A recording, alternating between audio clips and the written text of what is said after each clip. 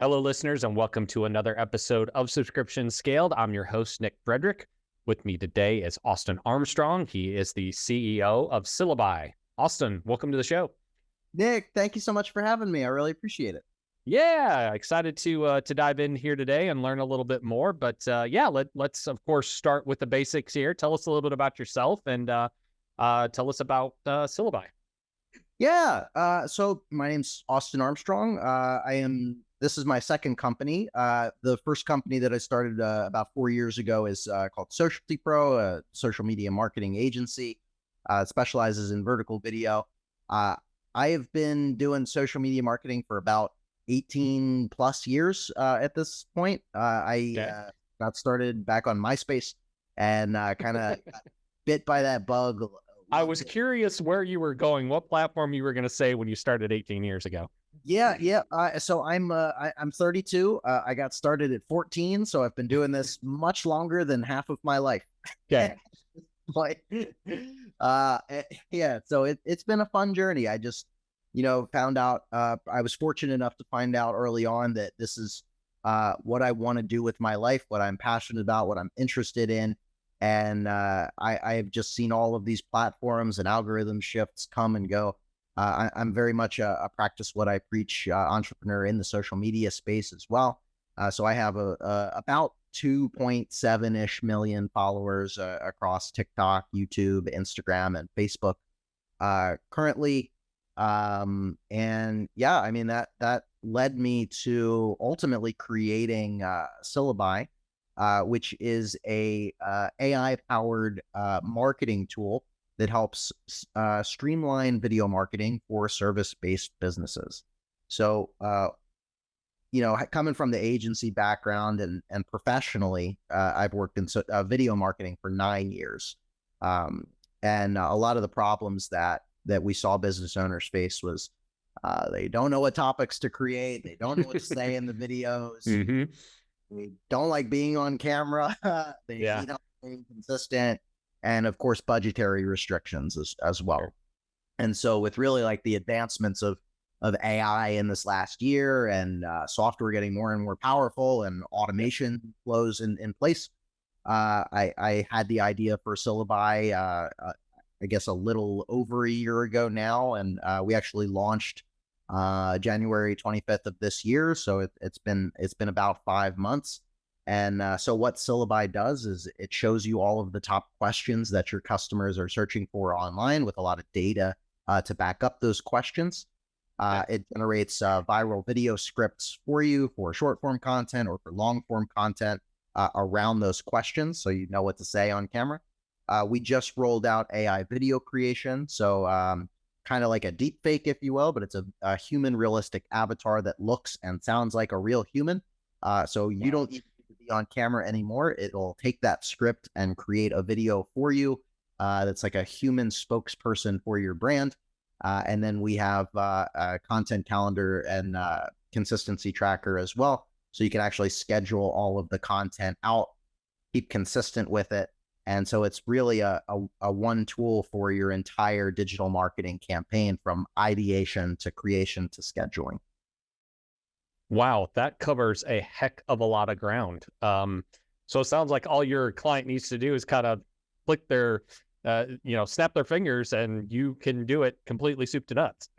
We've spent a lot of time and done a lot of user interviews to really make it as simple as possible. Because we wanted it to be kind of mindless.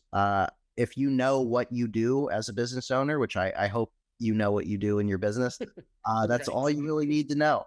You can type in a service that you offer and just click a couple buttons, AI outline, AI generate, select the avatar that you want, select the voice that you like, click generate, pick a time that you want, and it's pretty much that simple. Wow. So does this work better for established businesses who have customers that are online and asking questions? Does it work for startups? And what about in between? Yeah, it works for, I would say primarily it works best for service-based businesses. So if you offer a service, if you're a lawyer, a doctor, a Mm. real estate agent, a therapist, and even a digital marketing agency owner, um, it pulls data from search engines and a little bit of our own proprietary AI on the back end. Uh, it you don't have to be established because it's based on what people are searching for around the general service or the Okay. problem that they have. So they Okay. might not, you might have started yesterday, but people need your services. You are solving a problem to some degree for them. That's why you went into business. Hmm. And so it shows you all of the questions and constant suggestions based on what people are searching for in your industry, regardless of where you're at. Well, let's talk a little bit about why video, because I think we all know that with the explosion of TikTok and even Instagram converting to mostly video and it really being the dominant type across a lot of different platforms, why do you think it's so effective, number one? And given the fickle nature of consumers and especially younger generations who like things until everybody likes it and then they want to move on to the next thing, I mean, how long do you see this trend going on? Until virtual reality becomes the everyday norm. So, Okay. which is it might not be that far off. I just saw the announcements of Apple's Vision Pro Yeah, this right. week. That looks really cool.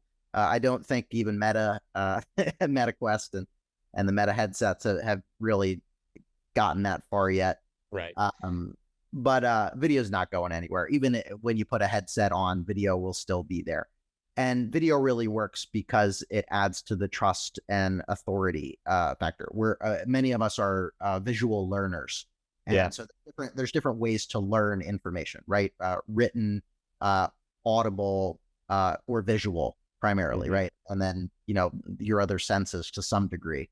But for consuming information and learning information, video is really just the most impactful medium of disclosing information that's really helpful because you're looking at that person. You can see them. You can hear their voice and hear the messaging that they're saying in it, and choose if it resonates with you. And video has just changed my life personally and changed so many business owners' lives all around the world. TikTok was the fastest growing social media platform of all time, and maybe the conversation of trends is better suited for short form content versus long form content, True. and Yeah. the duration of if short form content will be around forever or if it will go back to primarily long form content. But I don't think it's anything that uh, it's not too late to get started, which is a common thing that I hear a lot of people Yeah. say. It's Yeah. never too late to get started, and it's not going anywhere in the long time. Yeah. Well, I am curious since you brought it up, short form content, it kind of drives me crazy personally, but there's a lot of people that love it. But long form has its challenges too, right? Sometimes you don't want to sit there for a 20-minute video. You want to maybe just find the part of it that's the most relevant to you. So, Yeah. where do you see that going, or how can people use those two different types more effectively? So yeah, when TikTok really came to wave, it was like I was waiting my whole professional digital marketing career for this one platform. Because I've got all this, I'm an ADHD entrepreneur. I've got a million things going on in my head and not enough time in the day to do all of the things that I wish that I could do or actually want to do. Sure. So to create, and I still struggle with it. In fact, I have a YouTube coach today.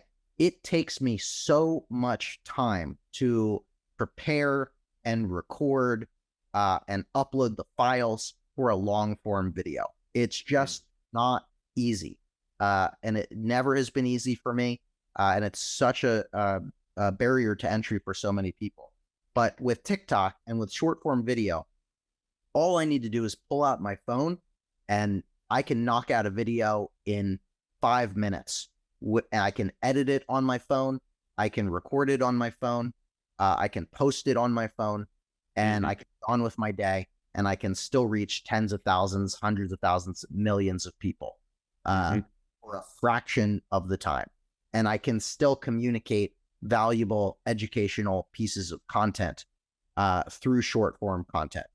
And so that has just been a rapid rise for me. I started on TikTok about 4 years ago.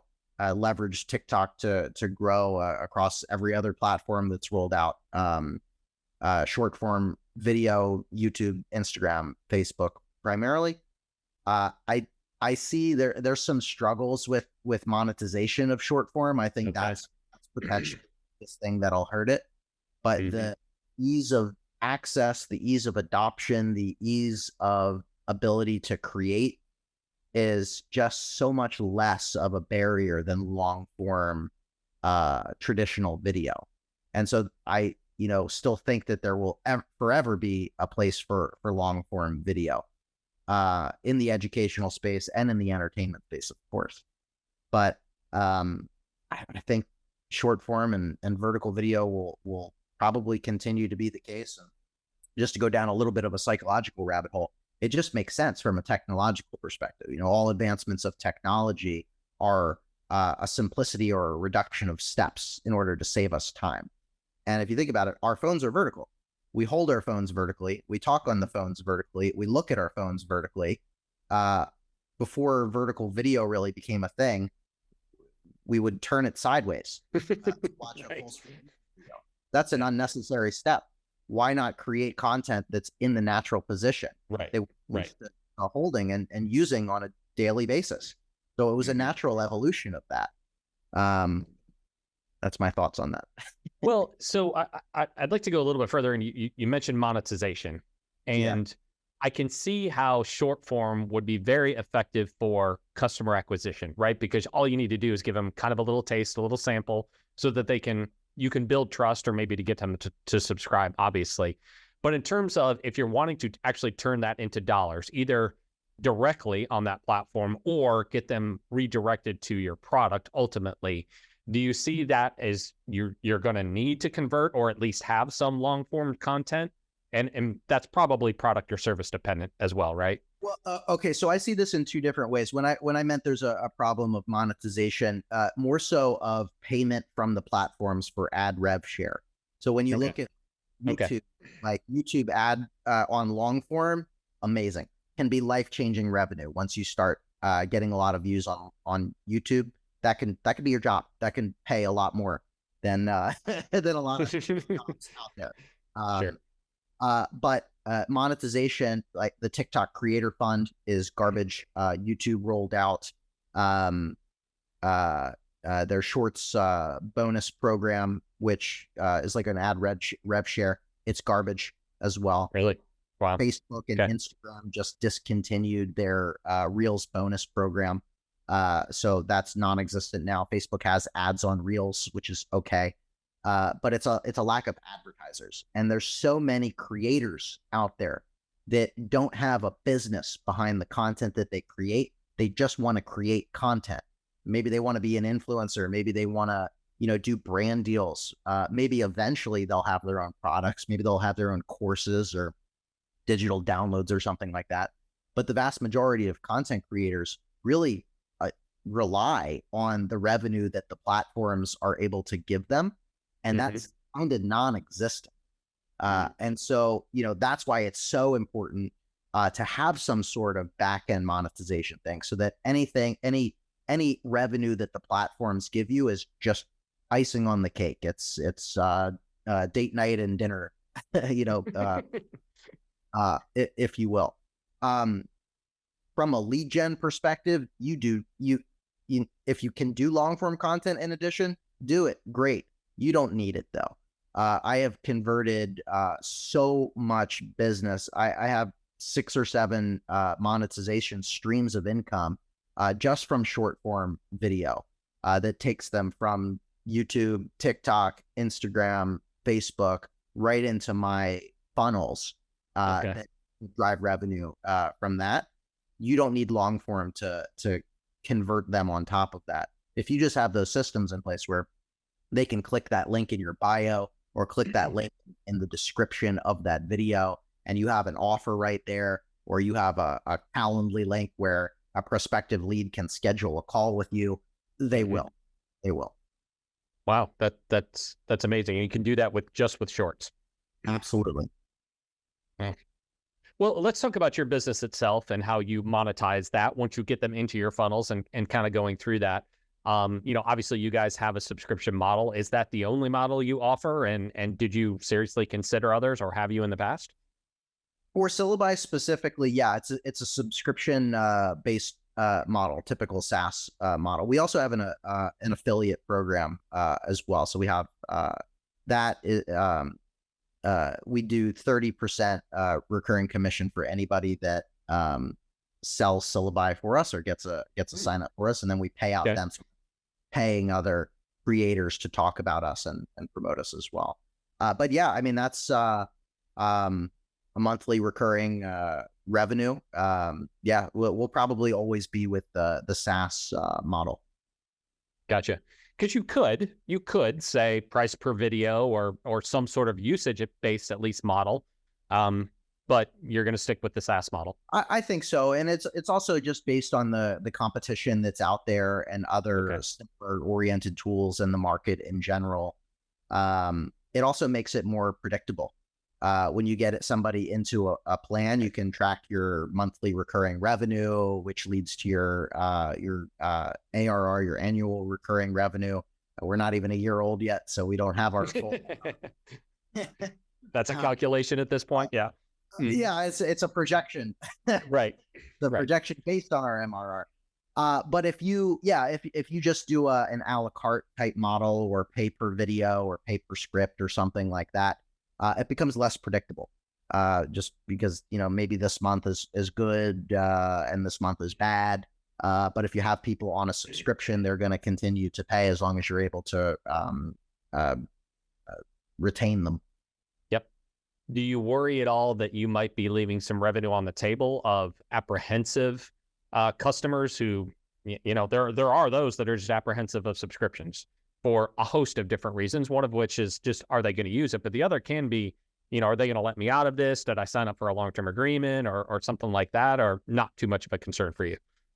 It's not too much of a concern. I mean, there are multi billion dollar and even hundreds of billions of dollars SaaS companies out there.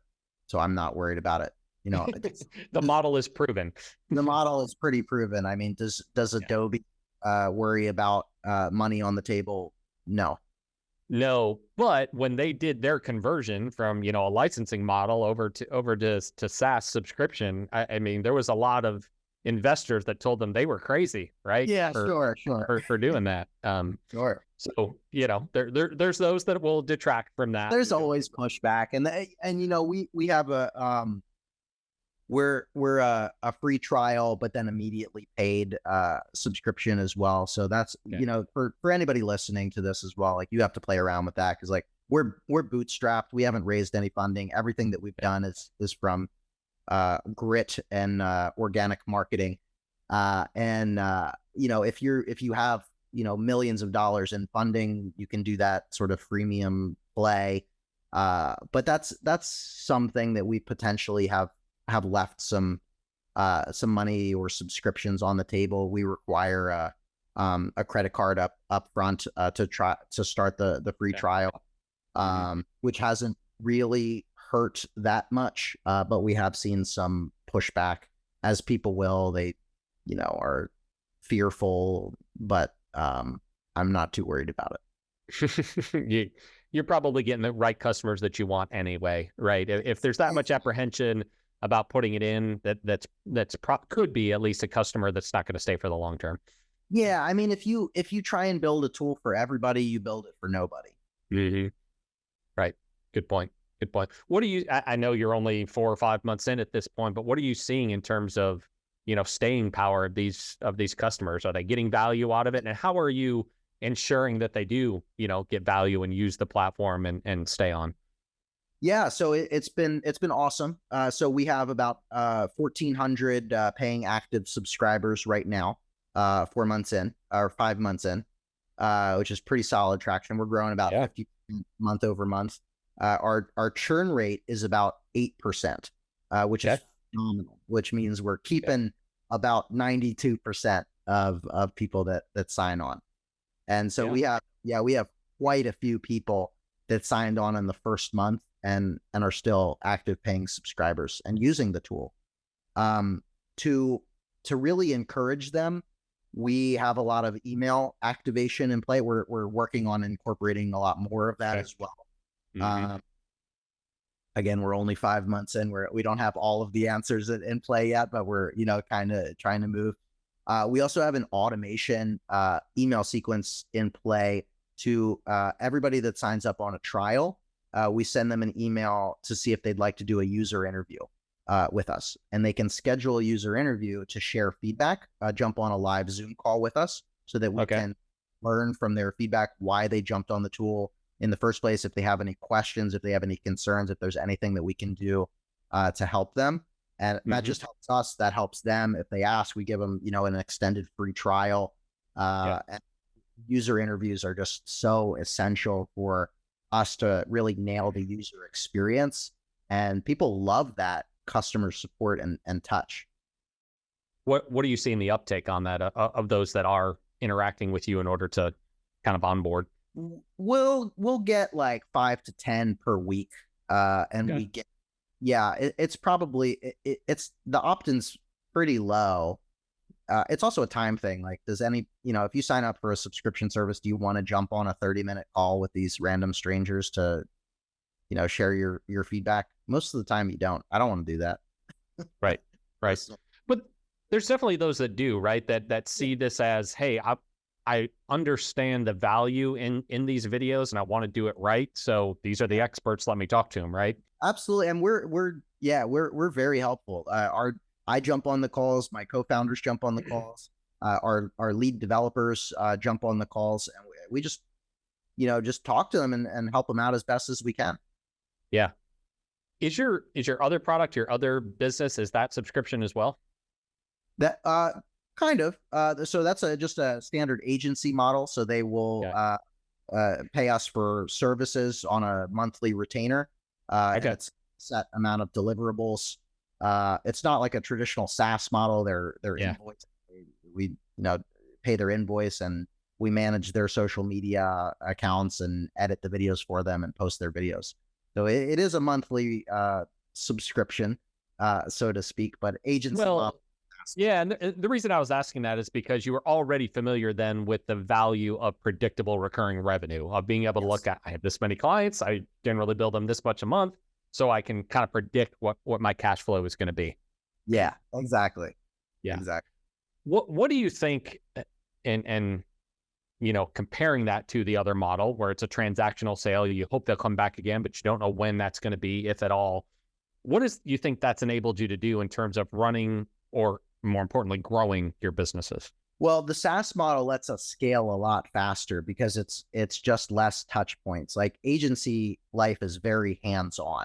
We schedule calls with our clients. There's with the team members, there's almost daily interaction with some of the clients. If they don't like how a video is edited, or they want something tweaked or something like that, they regularly have conversations, texts, phone calls, emails, however their preferred communication is. Sure. And it's a lot more labor intensive. So we have video editing, we post the accounts, we present content strategies. We have sometimes bi-weekly or monthly marketing meetings with their team to go over results and analytics and present them with analytics reports. So it's just way more time intensive. Whereas with a SaaS and subscription or SaaS model for software, the software is there. Person signs up, they use it. It's on them to reach out to get any additional help or support. The software works, it does what's promised, you pay for it, and you get all of the features and benefits of the software as you can continue to pay for it. And so it allows us to scale at a much faster pace. Right. Does knowing what revenue is going to be there next month, at least a minimum amount, right? Because you hope you're growing and adding new subscribers. Yeah. So this is like the floor of what it should be. Does that influence and drive the amount of investment that you guys put in the platform in terms of adding new features and, adding to the team or the operations or whatever? Is that part of the input, I guess, to those business decisions? Yeah, absolutely. We're seeking funding right now, but as a bootstrapped company, I have two co-founders. We're reinvesting the majority of everything Yeah. back into feature releases and key staff before we pay ourselves. So we just want to make sure that this is as useful, as helpful, and as feature rich as possible. Yeah. Any lessons that you guys have learned so far where you're like, wish we had done that a little bit different, or kind of too early to tell? It's pretty early to tell. I mean, I'm very fortunate. We've had a lot of great adoption and success, and we're quick to fix any bugs as they get reported. And so, I've spent the last X amount of years building my personal brand and authority online in the SaaS space and the AI space now, and in digital marketing in general.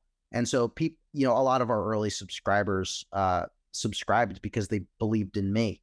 And that's how we continue to market it, is just through my audience. Now we're starting to spread out and reinvest the revenue again into other influencer marketing and a little bit of paid advertising, and whatnot. And it's been growing pretty great. There are no really big issues.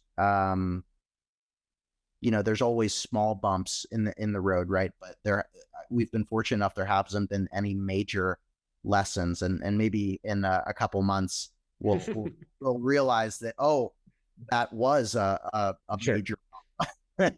But fortunately so far, I mean, we're 5 months in, everything's been pretty wonderful.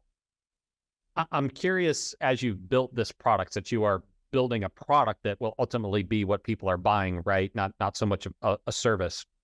In terms of the technology that underpins it, where have you guys drawn the line on, hey, that exists, we can go use this service and kind of plug it in, versus the type of thing that you've custom developed on your own and said, no, this is core to the product? Yeah, that's an awesome question. So quite a lot was repurposed for the initial MVP, to prove the concept. There's a lot of APIs out there. We've leveraged Open API, ChatGPT, essentially, in a lot of the initial text. And so we kind of proved the idea and the validity of getting people to want to sign up and subscribe and pay for the MVP, leveraging existing tools, and then again reinvest that into unique software development and internal staff members to make it our own proprietary software and technology in general. So we're not dependent on any third party. It's a little bit of a hybrid right now. And we're actively moving towards our mostly our own solutions, so that we're not dependent on any third parties. So were those transitions, are they economics driven, or are they kind of proprietary, we want to do this a slightly different way? A little bit of both. And it just gives you more freedom, that if you're leveraging, so for every API that you're using from a third party, there are restrictions and use cases. Right. And you're also at the whim, like they could depreciate their API at any given time. And if you're solely reliant on a third party company's API and they say, sorry, we've decided that this is not in our best interest, we're getting rid of the API, or you've violated it for some reason, is at our sole discretion, sorry, the rug gets pulled out from under you, and you're SOL. And I hate being solely reliant on any one thing. And that's, to go back to social media a little bit, that's why I haven't, I started on TikTok, but I never wanted to just be solely reliant on one media platform. So I had to grow all of my other social media platforms as well. So if one platform goes away, the entire business doesn't suffer. And the same thing is here. So Right. you leverage the opportunities that you have to move fast, and then reinvest those into your own security, more or less. Yeah. And there's also economic reasons there as well. If you build it, it becomes cheaper because you Yep. can, overcome, you can set your own prices based on, the development costs and whatnot. Yeah. With any of, again, with any of that technology that underpins this product, you've talked about on the social media side, you're diversified. Are you looking at maybe keeping multiple running concurrently on the technology side? Just for, those reasons of having failover or, just alternative options? Absolutely. Again, I think it's a great idea to just not put all your eggs in one Yeah. basket, Yeah. or Right. feature, or software, or third party, or anything. So if there is a failsafe, if Amazon Web Services goes down and that's where your system is built on, you're not solely reliant on that, for instance. Right. So yes, it will probably be always a hybrid approach to some degree, so that we have fail safes to make the uptime as much as possible for all of our users. So last question for you here, Austin. I mean, I know you're 5 months in. You guys probably have a long product roadmap in front of you of what you want to do, but what today can you talk about in terms of what's next for your business or the product itself? Yeah, so we have a lot of really cool features that I'll tease for you a while. So I mentioned the avatars. Right now it's from a library of avatars that we've pre-selected and pre-created. We're working on a solution so that you can create an avatar of yourself, or a digital twin of yourself. Okay. So it looks like you and sounds like you. I've done this for myself. It's kind of so that you can fit the voice and the brand of you. If you're a Okay. solopreneur, if you don't want to solely rely on a third party, or an AI spokesperson that has nothing to do with your business, you want it to be you, but you just don't feel comfortable making the videos, or you don't like being on camera, you're self-conscious, you don't have the time. We want to give that flexibility. So you can either use the avatar, you can take the scripts and make it yourself if you want to be that, or you can use an avatar of your actual self so it come across. We're also working on a video editor right now, which will be out in a month or two, we're hoping, so that you'll be able to create the video and then edit it, add in B-roll, add in different segments and clips and transitions and the whole nine yards, so you can actually make a complete social media ready video within Syllaby. And more advancements on direct integration with your social media accounts, so Okay. that you schedule it and post it to your actual social media profiles. And then we're working on advanced analytics in the future as well, so you can actually associate and track results from the campaigns. Wow, that's amazing. I mean, I said snap your fingers and make it all happen before, but you guys are even taking that a step further, right? It'll Well, create it and it can publish it. yeah. I mean, Nick, I'm creating we're creating the tool to replace my agency. I just see that as the direction of where AI and all of this advancements going. Yeah. And my whole perspective is, why would I sit back and wait for my company to disintegrate from AI? Why not lead the charge? Yeah. And again, like, from the positive side, video marketing and social media has changed my life so much in a positive way. I just want to provide those tools and the processes, and make it as affordable as possible to help other aspiring entrepreneurs and creators and struggling business owners have success online and on social media as well. Yeah. Awesome. Well, it sounds very exciting. And again, I appreciate all that you've shared today. For anybody that was listening that wants to check out Syllabi or learn more about it, or maybe has some questions about what we talked about today, where are the best places to go? Yeah, so it's syllabi.io. That's syllaby.io. And you can email me at austin@syllabi.io if you'd like as well. If you want to connect with me and check out what I'm doing on social media, it's at Social T Pro. That's Social TYPRO. Awesome. Well, Austin, thank you so much for the time today. Really enjoyed the conversation and learning about your business. It sounds very exciting, and I myself am interested to go out there and check it out. So again, we really appreciate the time today. Nick, I appreciate you and the opportunity to be on the show.